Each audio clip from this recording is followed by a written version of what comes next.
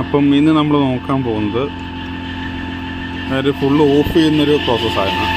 അപ്പോൾ നമ്മൾ ബാക്കിയെല്ലാം മെഷീനറീസും ഫുള്ളെല്ലാം ഓഫ് ചെയ്യാൻ പോകുന്ന പ്രോസസ്സാണ് ഇപ്പോൾ കാണാൻ പറ്റുന്നത്.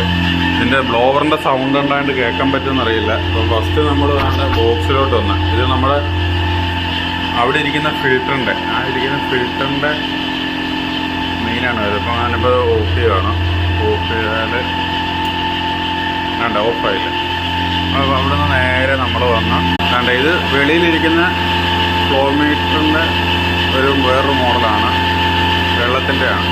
അപ്പോൾ നമ്മളിവിടുത്തെ സ്വിച്ചുകളെല്ലാം ഓഫ് ചെയ്യാം.